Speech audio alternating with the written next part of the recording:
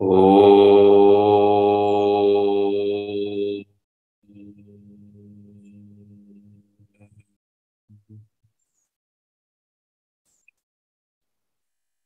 ओम वांग मे मनसि प्रतिष्ठिता मनो मे वाचि प्रतिष्ठितम् आविराविर्मयेति वेदस्य मानिस्तः श्रुतं मे मा प्रहासीः अनेनाधीतेन अहोरात्रान् संदधामि ऋतं वदिष्यामि सत्यं वदिष्यामि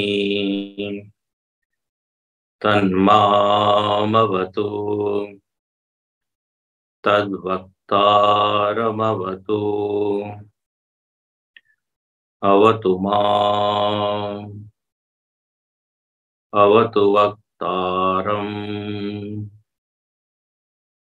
अवतु वक्तारम्। ओम शांति शांति शांति।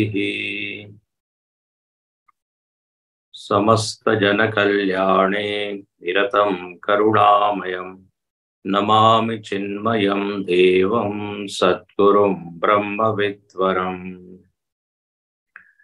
ओम पूर्णमदः पूर्णमिदं पूर्णात् पूर्णमुदच्यते पूर्णस्य पूर्णमादाय पूर्णमेवावशिष्यते। ओम शांति शांति शांति।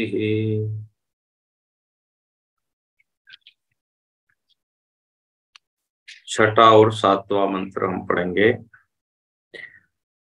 यस्तु सर्वाणि भूतानि आत्मन्नेवानुपश्यति सर्वभूतेषु चात्मानं ततो न विजुगुप्सते। यस्मिन् सर्वाणि भूतानि आत्मैवाभूद्विजानतः तत्र को मोहः कः शोकः एकत्वमनुपश्यतः।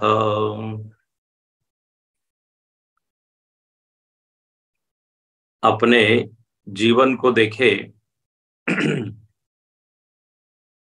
तो सब लोगों को या सब लोगों का अनुभव ये है कि किसी को भी शोक इच्छित नहीं है, वांछित नहीं है। शोक किसी को भी प्रिय नहीं है। पूरा प्रयत्न जो हम लोग कर रहे हैं, सारे प्रयत्नों का एक ही प्रयोजन है, शोक निवृत्ति। हर कर्म के बाद जो फल हम चाहते हैं वो है शोक से मुक्ति। कोई भी व्यक्ति शोक प्राप्ति के लिए प्रयत्न नहीं करता, कोई संबंध नहीं जोड़ता, कहीं जाता नहीं है। हर व्यक्ति का लक्ष्य वास्तव में एक ही है। अंग्रेजी में कहते हैं choiceless goal has been given to all of us. Choiceless goal, एक ऐसा लक्ष्य, एक ऐसा ध्येय जिसमें चॉइस नहीं है, चुनाव की कोई गुंजाइश नहीं है कि सुख चाहिए कि दुख चाहिए, शांति चाहिए कि अशांति चाहिए, तनाव चाहिए कि तनाव रहित जीवन चाहिए, रोगी जीवन चाहिए या रोग मुक्त जीवन चाहिए। ऐसा कोई चॉइस नहीं है। हर व्यक्ति आनंद के लिए ही प्रयत्न कर रहा है। इसमें कोई वाद विवाद हो नहीं सकता, कोई बहस नहीं हो सकती, डिबेट नहीं हो सकती, और इसमें किसी को शंका भी नहीं हो सकती। तो ये एक निर्विवाद सत्य है, संशय रहित। इसी को शास्त्रों में कहा कि परमानंद की प्राप्ति ही जीवन का लक्ष्य है। सारी नदियां जैसे समुद्र की ओर ही भागती है, ऐसे ही सारे जीवों का जीवन आनंद की ओर ही भाग रहा है। अब गड़बड़ यह है कि हमको मालूम नहीं है कि हम सही दिशा में जा रहे हैं कि नहीं, और वो आनंद एग्जैक्टली कहाँ है वो अभी ज्ञात नहीं है। आनंद की प्राप्ति क्यों नहीं हो पा रही है इतना प्रयत्न के बावजूद भी, तो ये एक उलझन है, प्रश्न है। तो इन प्रश्नों का समाधान उपनिषद देता है। बोले आप गलती कहाँ कर रहे हो, आपको जाना कहाँ है, आप जा कहीं रहे हो, किस ओर चल दिए, किस ओर जाना है। तो यहां पर कहा तत्र को मोह कशोक। बोले शोक निवृत्ति का उपाय ज्ञान की प्राप्ति है। अज्ञान शोक का कारण है। अब ये उत्तर जल्दी से हमको समझ में आता नहीं और स्वीकार भी नहीं होता। अज्ञान का संबंध शोक से कहाँ हो गया? दुख का संबंध तो हमको परिस्थिति, वस्तु, व्यक्ति, देश, काल, इसके कारण लगता है।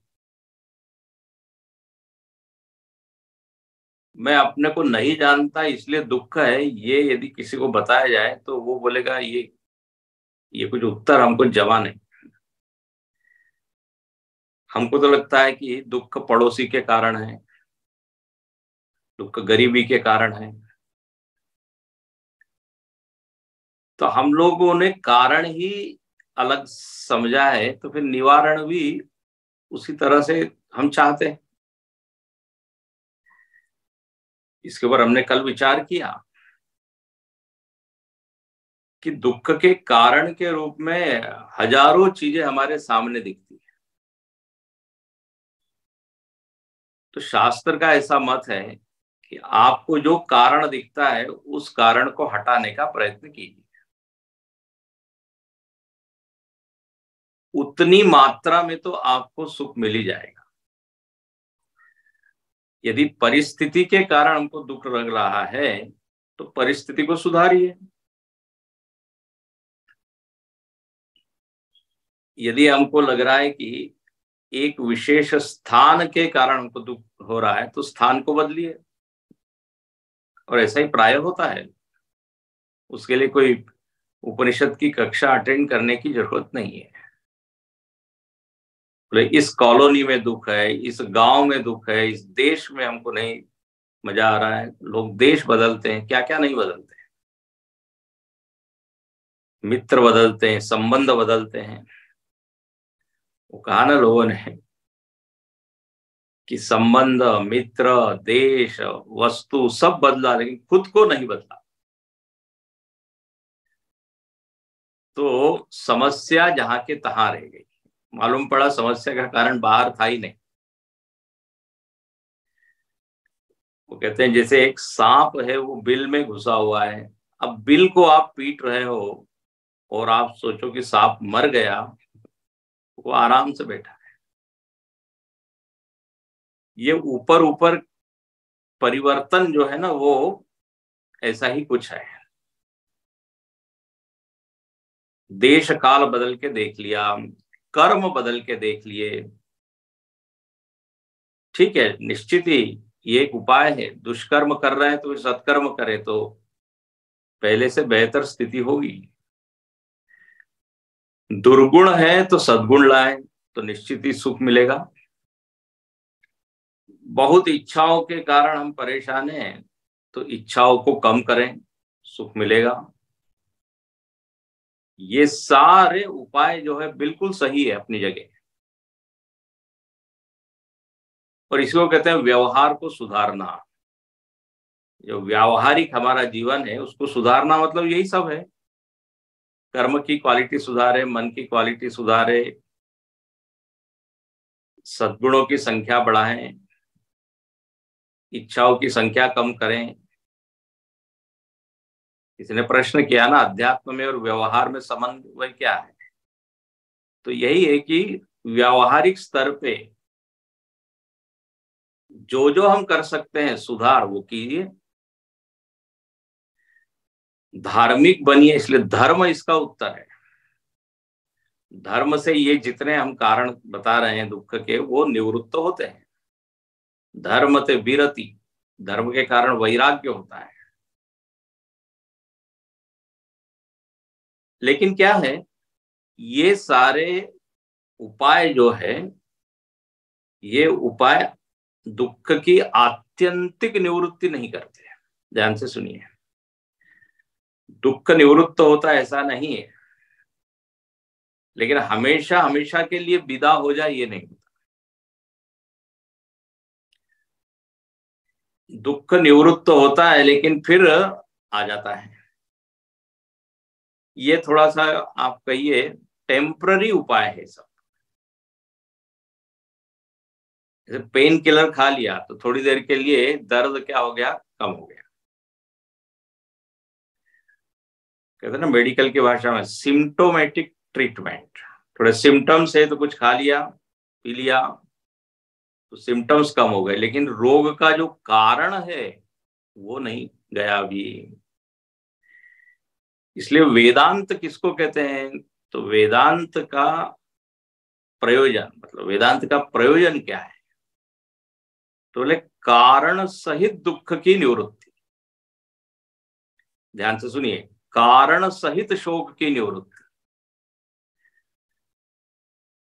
जीवन में हम लोग जितने उपाय कर रहे हैं उससे शोक निवृत्ति होती है, लेकिन कारण नहीं जाता। अच्छा, जितनी मात्रा में हम उपाय कर रहे हैं उतनी मात्रा में तो सुख मिलेगा ही, लेकिन शाश्वत सुख या हमेशा के लिए हम मुक्त हो जाए वो नहीं होता। तो यहां पर जो स्थिति बताई, तत्र को मोह, एकदम आक्षेप करते हैं, अरे जिसको ज्ञान हो गया उसको शोक क्यों? तो श्रुति माता कहती है यदि आपको आत्यंतिक निवृत्ति चाहिए तो फिर ज्ञान की आवश्यकता है। थोड़ी देर के लिए शोक निवृत्ति चाहिए तो बहुत सारे फिर उपाय हैं। गंगा स्नान कर लीजिए, थोड़ा पूजा कर लीजिए, कर्म सुधार लीजिए, सेवा कर लीजिए, ऐसे हजारों उपाय हैं। लेकिन यहाँ पे उपनिषद जिसकी बात करता है वो आत्यंतिक निवृत्ति, संसार उच्छेद, अत्यंत में उच्छेद। भाष्यकार लिखते हैं पेड़ को आप काट दें तो पेड़ फिर आ जाता है, उसको यदि हमेशा आपको निकालना है तो मूले कुठारा ला। इसलिए कई बार लोगों को ये वेदांत का समझ में ही नहीं आता प्रयोजन। बोले क्या ये आत्मा की चर्चा करते हैं, या हमको खाने को नहीं मिल रहा है, या सिर दर्द हो रहा है, ये हो रहा है वो हो रहा है, ये वेदांत क्या उपाय बता? उनको कुछ कनेक्शन नहीं समझ में आता, दुख निवृत्ति और ज्ञान। उनको कुछ ऐसी चीज चाहिए जो कि हाँ इस व्यावहारिक जीवन को क्या बना दे, सुखमय। तो देखो उस स्तर का सुख तो मिलेगा, तो उस स्तर का उपाय यदि आप करें। अब सिर दर्द हो रहा है तो उसके लिए दवाई वही है, एक औषधि लेनी पड़ेगी। दूसरे उपाय करेंगे तो कहां से होगा? जिस स्तर का आप कारण समझ रहे हैं, उसी स्तर का निवारण करना। जिसने ये सब करके देख लिया, परिस्थिति बदल के देख ली, कर्म सुधार लिया, इच्छा कम कर ली, बोले फिर भी जो हमको चाहिए वो नहीं मिल रहा है, तब फिर वेदांत कहता है आइए हमारी शरण में। तब उपनिषद कहती है, और फिर उपनिषद एक ऐसी दृष्टि देती है, ज्ञान की दृष्टि, उसको प्राप्त करके फिर को मोह कशोक हो, वो खुद ही अचंभित हो जाता है कि अरे वाह, समस्या यहां थी, मूल में थी, और उपाय हम ढूंढ रहे बाहर। मराठी में कहते हैं काखेत कळसा गावात वळसा, उपाय वस्तु यहाँ पे और गांव गांव में घूम रहे। आत्म राम की खबर न जाए जानी, मथुरा जाए चाहे काशी, पानी में मीन पियासी, मोहे सुन सुन आवत हासी। पानी में है मछली, वो कह रही मैं प्यासी हूं। धोबिया जल बिच मिरत पियासा, अच्छा जल है खासा, पियत नहीं मूर्ख। कोई पानी के बीच में खड़ा है और कह रहा है मैं प्यासा हूं। जैसे कस्तूरी मुर्ग माही बसे, ढूंढे वन माही। कस्तूरी जो है वो उस हिरण के पेट में ही है, सुगंध आ रही, लेकिन उसको मालूम नहीं अपने भीतर से ही है, ढूंढ रही इधर उधर। तो न जानने के कारण, देखिए कारण क्या है, अज्ञान, बस इस कारण से वो प्रयत्न बाहर कर रही। तो यहां पर कहते हैं अज्ञान निवृत्ति उपाय है, क्योंकि सबका बीज, हाँ, ये जितने ऊपर ऊपर जो कारण दिख रहे हैं उसका अंतिम कारण अज्ञान है, अविद्या है। अब अविद्या की निवृत्ति होने के कारण शोक मोह गया है, कल हमने देखा।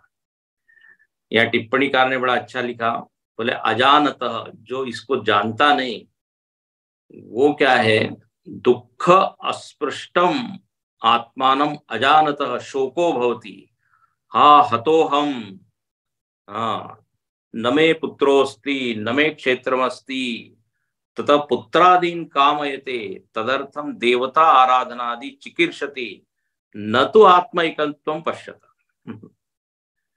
भले व्यक्ति परेशान है, हमारे पास ये नहीं है वो नहीं है, ये दुख कैसे जाएगा, तो फिर वो आराधना इत्यादि करता है देवता की, उसको प्रसन्न करता है।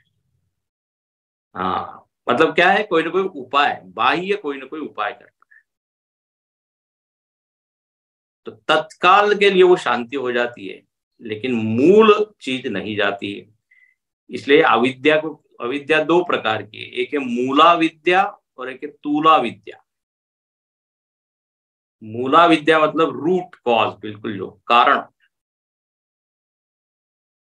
स्वयं को न जानना, और बाकी जो है वो तूला विद्या है, ऊपर ऊपर के जो कारण। तो यहां पर लिखते हैं कि शोकादेह अविद्या कार्यत्व अवधारणात् मूला अविद्या निवृत्ति, अतएव शोकादेह आत्यंतिक निवृत्ति। ये आनंद गिरि जी ने अपने भाष्य, उसमें नहीं है, शंकराचार्य जी के इसमें। तो अब कहते हैं आपने इतना ये बताया, तो अब ये जो दृष्टि है वो दृष्टि क्या है। पहली पंक्ति में दृष्टि बताई, और इस 7वें मंत्र में भी उस ज्ञानी की दृष्टि बताई। ये महाराज तो छूट गए, हम क्यों बंधे हुए हैं। बोले ये 6ठे और 7वें मंत्र में जो दृष्टि बताई, वो दृष्टि यदि हमारी हो जाए तो फिर ये फल हमारे जीवन में भी घटेगा। 6ठा और 7वां मंत्र मानो कि हमको एक, हमारे लिए एक पैमाना है, एक मापदंड है। बोले इसके साथ अपनी दृष्टि मिलाइए, यदि नहीं मिल रही है सब में एक या एक में सब, तो बोले इस दृष्टि को सुधारिए। दृष्टि को सुधारने के लिए ये एक मानक है, यार्डस्टिक है। रामायण में कहा, जानिए तब ही जीव जब जागा, जब सब विषय विलास विरागा। बोले कब हम कहें कि हम प्रबुद्ध हो गए, बुद्ध हो गए, जागृत हो गए? तो बोले जब विषयों में विलास करने की वृत्ति खत्म हो जाए, विषय में रस बुद्धि खत्म हो जाए, तो बोले ये क्या है, मापदंड है कि अब आप जाग गए हैं। जैसे आपको कई बार बताया है, बुखार चला गया, इसका लक्षण क्या है? तो बोले आपको एनर्जी फील हो रही क्या, शक्ति, भूख चली गई है क्या, भूख लग रही है क्या? बोले बस, इसका मतलब आप ठीक हो रहे हैं। तो ऐसे ही यहां पर कहा कि एकत्व का दर्शन हो पा रहा है क्या, कि अभी भेद में ही हमारी महत्व बुद्धि, सत्य बुद्धि बनी हुई है। ये जो छठा और सातवां मंत्र है, जरा इसको ध्यान से आप देखें तो इसमें अद्वितीयता का निरूपण है।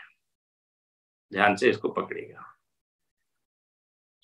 इसके ऊपर हमने विस्तार से विचार किया है कि भूत में आत्मा देखना, आत्मा में भूत, उसका अंतिम निर्णय क्या है? आत्मा ही है। ये वहां पर निर्णय निकला था। अनेकता होते हुए भी, अनेकता मालूम पड़ते हुए भी अनेकता है नहीं। बोले हमारा तो ये अनुभव नहीं है। देखिए, हमारा अनुभव दो कौड़ी का है। हमारा अनुभव यदि श्रुति के अनुभव से नहीं मिलता है तो उसकी कोई कीमत नहीं। हमारा अनुभव प्रमाण नहीं है, ध्यान से सुनना। अरे हर व्यक्ति का अनुभव अलग है, तो किसको प्रमाण मानोगे? दूसरी बात, हमारा ही अनुभव बदलते जाता है। तो जो अनुभव आज है वो कल नहीं रहेगा, जो कल था वो आज नहीं है। तो क्या सत्य का निर्धारण करोगे? अनुभव प्रमाण नहीं, व्यवहार प्रमाण नहीं। व्यवहार के दबाव में झूठी चीज को भी हम कीमती बना देते हैं, क्योंकि व्यवहार करना है, उसको महत्वपूर्ण मान लेते हैं। जो व्यक्ति कुछ महान नहीं है उसको भी बड़ा माननीय, आदरणीय है, क्योंकि हमको काम निकालना है। तो हमको भी मालूम है कि हम जो बोल रहे हैं वो सच नहीं है, लेकिन अब काम निकालना है। तो जिससे व्यवहार संभव हो रहा है तो उसको सच मान ले। बोले ये ठीक नहीं है। न अनुभव प्रमाण, न व्यवहार प्रमाण, न हमारी आदत प्रमाण। आदत से हमको जो लग रहा है यही सही है, बोले नहीं। लोगों की गलत आदतें, गलत चीजों में उनको सुख मिल रहा है, तो क्या वो सही हो जाएगा? इसलिए श्रुति ने एक दृष्टि दी है, बोले वो दृष्टि ही सही है, वही प्रमाण है। उसको ध्यान में रखते हुए जब यदि जगत को हम देखें और वैसा दिखाई दे जैसा श्रुति ने कहा, तो वो बोले फिर आप राइट ट्रैक पर हैं। अब यहां श्रुति कह रही है कि भाई एक ही तत्व है। तो क्या श्रुति को ये मालूम नहीं क्या कि हमको नानात्व दिख रहा है? लोग कहते हैं अरे यहाँ भेद दिख रहा है तो भेद ही होना चाहिए ना। सच, भेद दिख रहा है, हमको अनुभव हो रहा है, तो आप क्यों रट लगाए हुए हो कि एक है? क्यों भेद को सत्य नहीं मान रहे हो? लेकिन श्रुति तो बिल्कुल बेझिझक, बेहिचक बार बार कहती रहती है, नेह नानास्ति किंचन। एक बार नहीं, मालूम कितनी बार कहा है। ये नानात्व इत्यादि सत्य है नहीं, वास्तविक है नहीं। और थोड़ा सा और डांट भी दिया, बोले थोड़ा डरा भी दिया है कि यह नाना इव पश्यति मृत्यो से मृत्युम गच्छति। जो यहाँ नानात्व को ही सत्य मानेगा, उसी में अपना दिमाग लगाएगा, दिल लगाएगा, उसी को महत्व देगा, तो बोले बार बार मरेगा। मृत्यु से मृत्युम गच्छति, बार बार मरेगा मतलब क्या? बार बार जन्म लेगा। और बार बार जन्म लेना मतलब क्या? बार बार दुखी होना। सारे दुखों का कारण क्या है? जन्म। यदि जन्म ही नहीं होता तो क्या बात।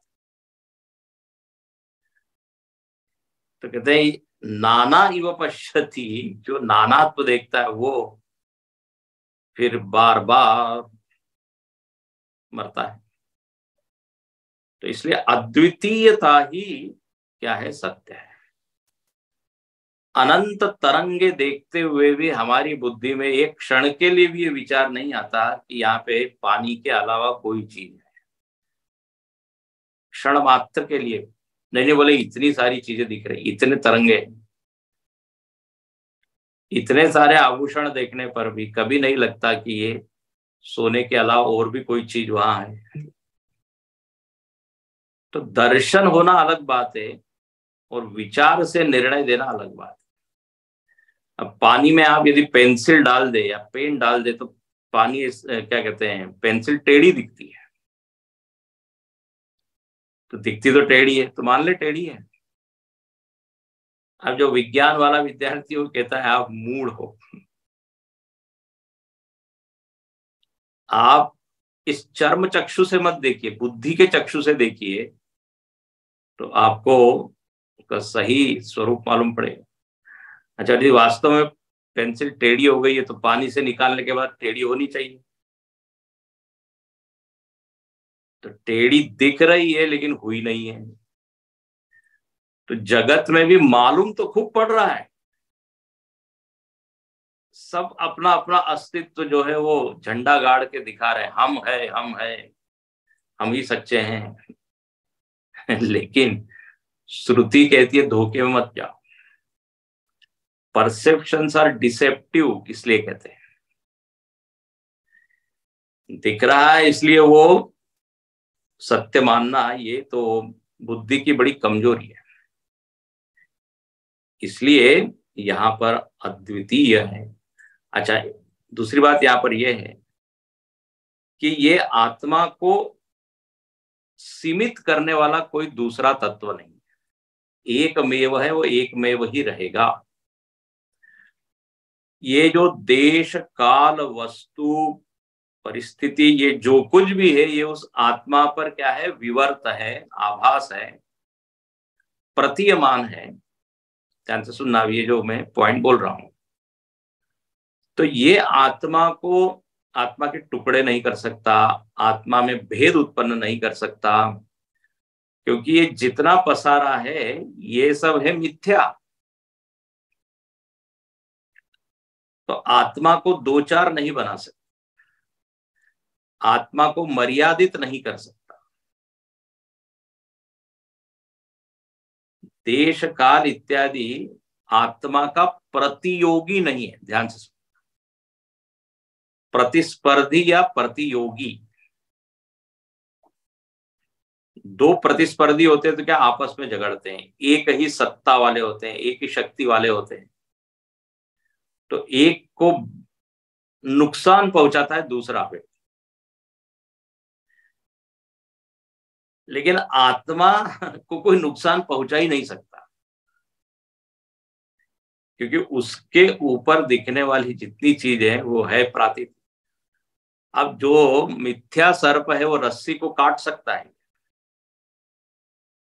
रस्सी का कुछ बिगाड़ कर सकता है? मृग मरीचिका का पानी उस बालू को गीला नहीं कर सकता। इसको शास्त्रीय भाषा में क्या हम कह रहे हैं? परिसीमन करना, मर्यादित करना, परिवर्तित करना। आत्मा एक है तो एक ही रहेगा, अद्वितीय तो अद्वितीय ही है। उस अद्वितीयता का ज्ञान जिसको हो गया, बोले बस अब तत्र को मोह कश। तो जब तक ये दृष्टि न मिले तब तक जीना है। जैसे जब तक व्यक्ति स्वप्न से जागेगा नहीं तब तक ये उसको ज्ञात नहीं होगा कि अद्वितीय एक मैं ही हूं। उस एक अद्वितीय को मारने वाला, टुकड़े करने वाला दूसरा है ही नहीं कोई। काल या देश, ध्यान से सुनना, काल जो है वो मार नहीं सकता आत्मा को।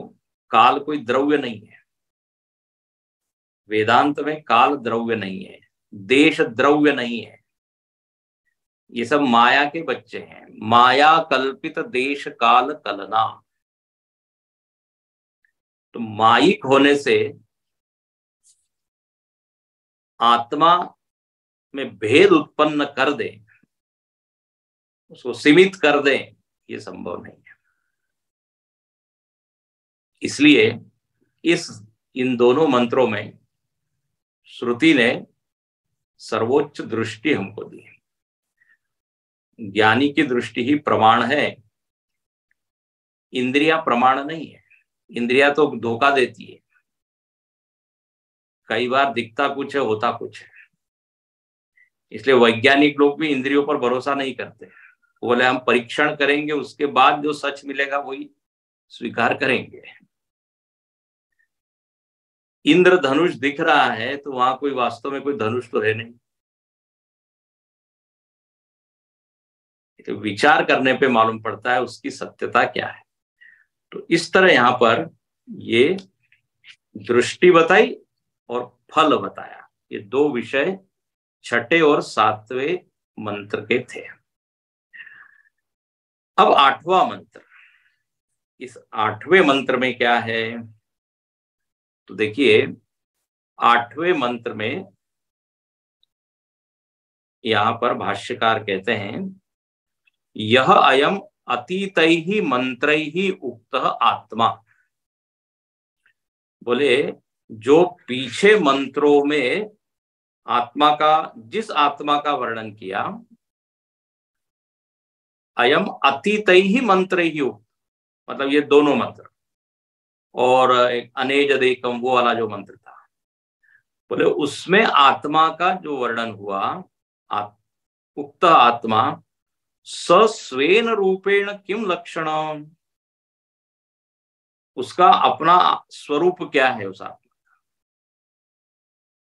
वो आप बताइए, या श्रुति माता उसको बता रही है कि उस आत्मा के खुद के लक्षण क्या है। स्वेन रूपेण किम लक्षण इति आह अयम मंत्र। बोले उसी को दिखाने के लिए ये मंत्र अब बोला जाता है। अच्छा, अब आप यदि देखिए ये जो 7 मंत्र अब तक हम देख चुके हैं, 7 मंत्र में प्रथम 2 मंत्र में तो साधना बताई, ईशावास्यम तेन त्यक्तेन मां गृध, ये क्या है? साधना। आत्मा को ही सब में देखे, ईशावास्यम साधना है। और दूसरे में भी साधना बताई, कुर्वन् नेवेह कर्माणि। तीसरे मंत्र में निंदा कर दी उन लोगों की जो इस आत्मा को नहीं देखते, और निंदा करके हमको प्रेरित किया कि आप इस तत्व को देखिए, नहीं तो आप आत्महत्यारे कहलाए जाएंगे। उसके बाद हम देखते हैं चौथे और 5वें मंत्र में श्रुति ने आत्मा का वर्णन किया, अनेजदेकम मनसो जवीय नैन देवा आपनुवन पूर्वमर्श, और तदेजति तन्नेजति तद दूरे तद्वंति के। इनमें भी क्या है? आत्मा के ही आत्मा का ही वर्णन है, सोपाधिक रूप से और निरूपाधिक रूप से। ये विचार हमने देखा। और छठे और सातवें मंत्र में उसी आत्मा को जिसने जान लिया उसके जीवन में क्या परिणाम होता है, और वो एग्जैक्टली जानना मतलब क्या, तो अद्वितीयता का दर्शन करना। वास्तव में उपनिषद का जो विषय है वो 8वें मंत्र तक पूरा हो जाता है जो हम पढ़ने जा रहे हैं। ये 7 मंत्र में से यदि आप देखें तो 4, 5, 6, 7 इसमें ब्रह्म विद्या और ब्रह्म विद्या प्राप्त व्यक्ति का वर्णन है। पहली 2 साधनाएं, पहले 2 मंत्र। 8वें मंत्र में अब फिर आत्मा का वर्णन है, और 9वें मंत्र से फिर विषय थोड़ा बदलता है। इसलिए कई लोग कहते हैं कि उपनिषद तो 8 मंत्रों में पूरी हो गई, क्योंकि ब्रह्म विद्या का संबंध इन 8 से ही है। तो अब ये 8वां मंत्र हम देखते हैं। इसमें कहते हैं आत्मा के लक्षण बताएं। लक्षण कहते हैं किसको है, तो बोले जिसके द्वारा आत्मा को लक्षित किया जाए। ये सारे word, all these word, they are indicators. ये सब आत्मा को दिखाने वाले शब्द हैं। और इस 8वें मंत्र में 12 लक्षण आत्मा के बताए। कितने? 12। तो आइए पहले मंत्र को पढ़ते हैं। सपर्यगाच्छुक्रम अकायम अव्रणम अस्नाविरगम शुद्धम अपापविद्धम कविर्मनीषी परिभू स्वयंभू याथा तथ्यतोर्थान व्यदधाच्छाश्वतीभ्यः समाभ्यः। ये हमने विग्रह करके तोड़ तोड़ के इसको पढ़ा है, लेकिन यदि पूरा एक साथ पढ़ना है तो कैसे होगा? सपर्यगाच्छुक्रमकायमव्रणम अस्नाविरगम शुद्धम अपापविद्धम कविर्मनीषी परिभू स्वयंभू याथा तथ्यतोर्थान व्यदधाच्छाश्वतीभ्यः समाभ्यः। तोड़ के भी आना चाहिए, विग्रह से भी और संधि से भी पढ़ते आना चाहिए। अब कहते हैं स, पहला ही शब्द क्या है? सह। सह मतलब वह। अब ये वह मतलब सर्वनाम है। तो सर्वनाम का उपयोग तभी होता है जब पहले उसका वर्णन हो चुका है, संज्ञा। ये पीछे भी हमने बताया था। वह, यह, ये तभी होगा जब उसके पहले उसकी चर्चा हो चुकी है। तो वह मतलब कौन? आत्मा।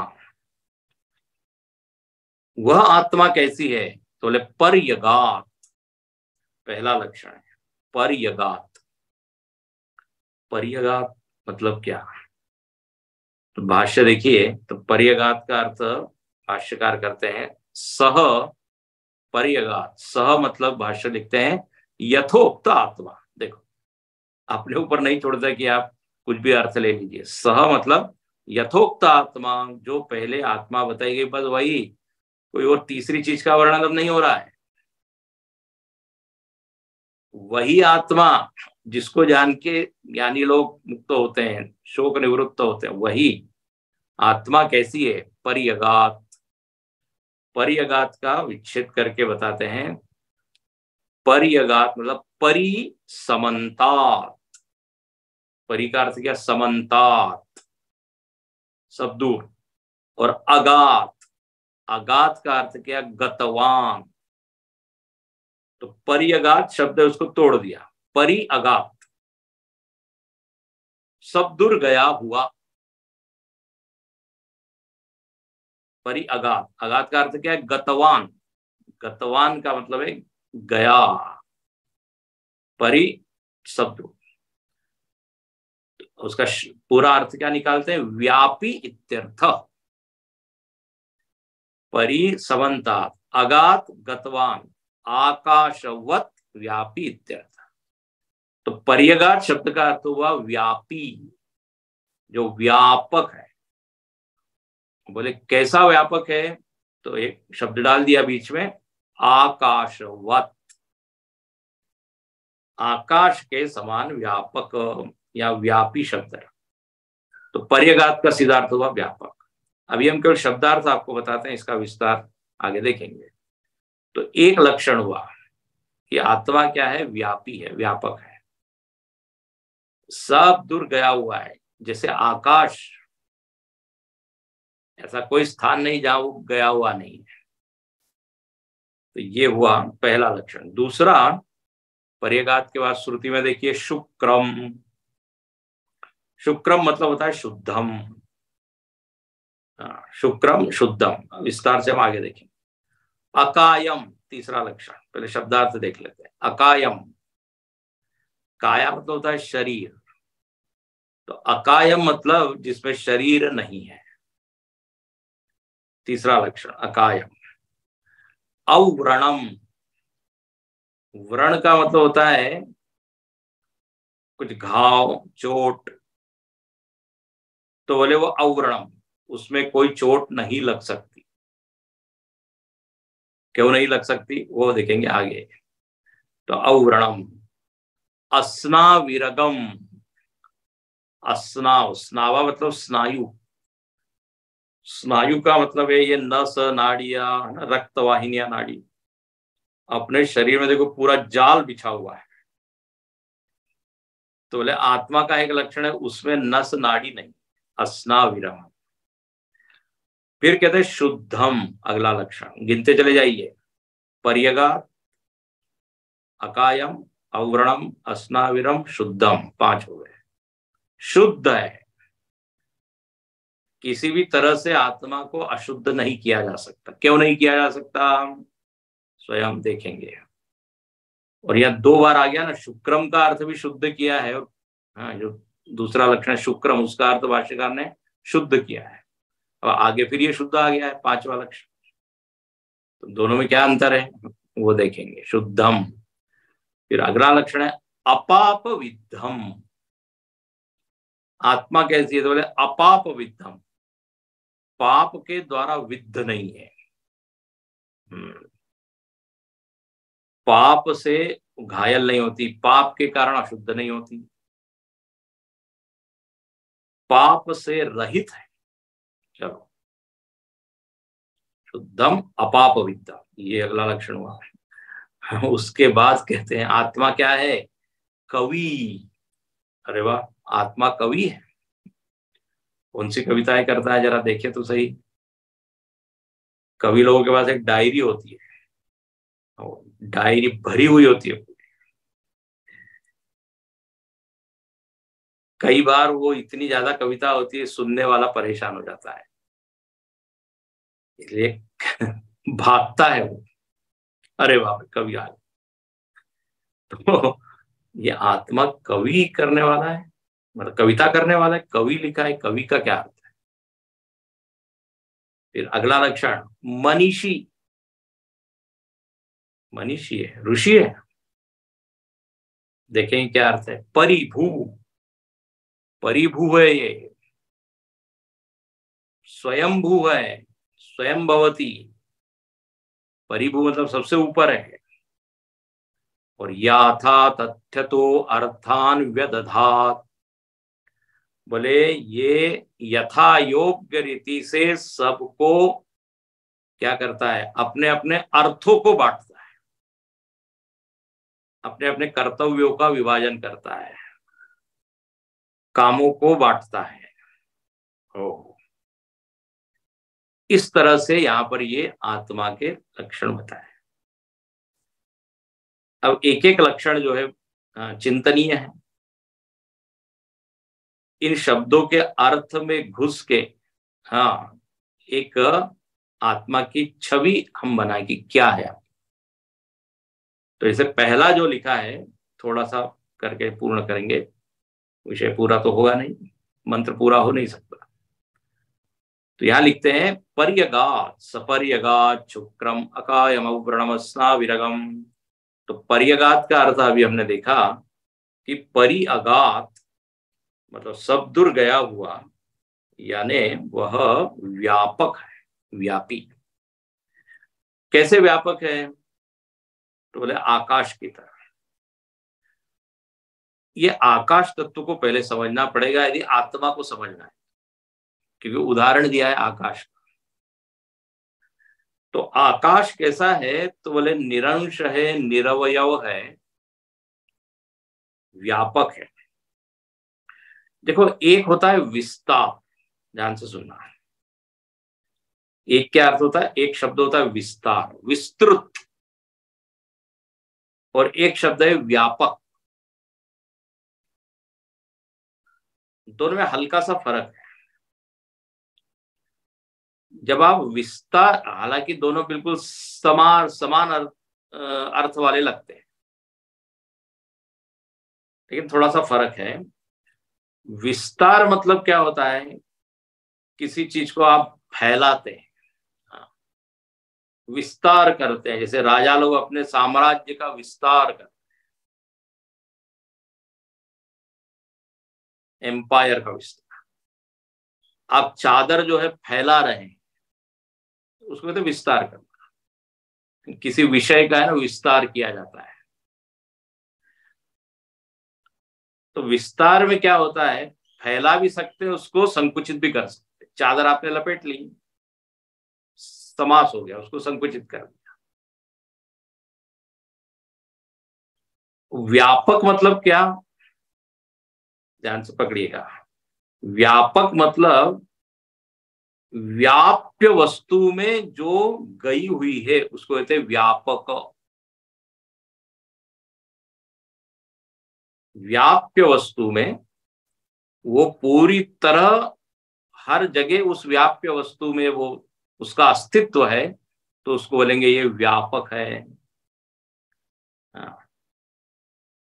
जैसे हमने बताया था उदाहरण, लोहे को अग्नि के ऊपर रखा जाए तो कहते हैं अग्नि ने लोहे को व्याप्त कर दिया। तो क्या हुआ? अग्नि व्यापक है। व्यापक है मतलब लोहे के, उस लोह की जो बॉल है उसके हर कण कण में क्या है? अग्नि है। इसको कहते हैं व्यापक। व्यापक का अर्थ देखो ऐसा होता है कि जिसको रोकने वाला कोई नहीं। इसको जरा ध्यान से पकड़िएगा। आकाश को यदि व्यापक कहा है तो आकाश को सीमित करने वाला कोई नहीं। बाउंड्री खड़ा करके आकाश को रोक दे, ऐसा नहीं। इसलिए आकाश को कहते हैं व्यापक। आकाश में ऐसा है कि विस्तार भी दिखता है और व्यापकता भी दिखती है। ध्यान से सुनिएगा। तो व्यापक मतलब ये कि ऐसा कोई स्थान नहीं है जहां उसकी उपस्थिति नहीं है, यह अर्थ है। और एक बड़ा मजेदार अर्थ बता, आकाश में शरीर है, हम ऐसा कहते हैं। आकाश में शरीर है। तो आकाश में यदि आपने शरीर को रख दिया तो अब ऐसा भाव बनना चाहिए कि आकाश वहां से हट गया होगा, क्योंकि आपने आकाश में किसको रखा? शरीर को। जैसे किसी टब में आपने यदि छलांग लगाई तो क्या होता है? पानी डिस्प्लेस हो जाता है। पानी क्या हो जाता है? हट जाता है, गिर जाता है। आर्किमिडीज ने वहीं से तो फिर सिद्धांत निकाला था। तो अब आपने आकाश में शरीर को रख दिया तो आकाश थोड़ा हट गया होगा। ध्यान से सुनना। तो आकाश को इस तरह से हटाया नहीं जा सकता, क्योंकि आकाश निरवयव है, निरंश है। तो फिर एक प्रश्न आया कि फिर वो आकाश गया कहां? भाई, उस आकाश में शरीर आ गया तो शरीर ने ऑक्युपाई कर ली ना वो जगह, तो फिर वो स्पेस कहां गया? ये आकाश बड़ी मिस्टीरियस चीज है। क्या आकाश को हटाया जा सकता है? आकाश को धक्का दिया शरीर ने, बोले निकल जाओ, इस पर विचार कीजिए। तो आकाश कहीं गया या नहीं, आकाश ओतप्रोत हो गया इस शरीर में, शरीर में ओतप्रोत हो गया। अब इसको क्या बोलेंगे? व्याप्त हो गया, शरीर के भीतर भी शरीर के बाहर भी। तो ये व्यापकता, ऐसा नहीं कि जो आकाश फैल गया हो, ऐसा नहीं, पहले से ही वो है सब जगह। कई बार हम ये अर्थ ले लेते हैं कि आत्मा व्यापक है, मतलब आत्मा को फैलाया जा रहा है या फैलाना पड़ेगा। ऐसा नहीं है, पहले से ही वो है, उसको कोई सीमित नहीं कर सकता, उसको कोई काट नहीं सकता। अब आप घर बनाते हैं तो आकाश में ही घर बनाते हैं ना, स्पेस में। तो क्या आपने आकाश को काट दिया या आकाश को कम कर दिया? अब बोले जितने घर में, जितने जगह पर घर आ गया उतने घर में आकाश नहीं। नो, वहां पर भी है, बाहर भी है।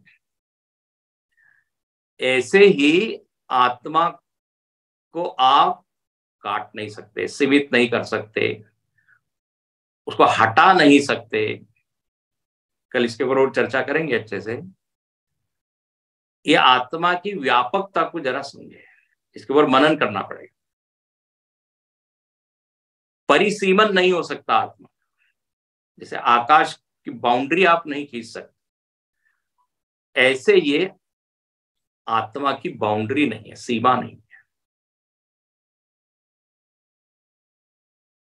जैसे अभी हमने पीछे बताया कि जो देश काल है वो माइक है, तो वो आत्मा को कम कैसे कर सकता है, छोटा कैसे कर सकता है?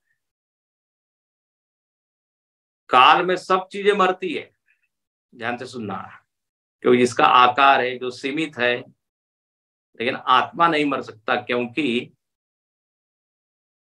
काल जो है वो सीमित चीजों को तो मार सकता है, आत्मा व्यापक है, और आत्मा सत्य है और काल मिथ्या है।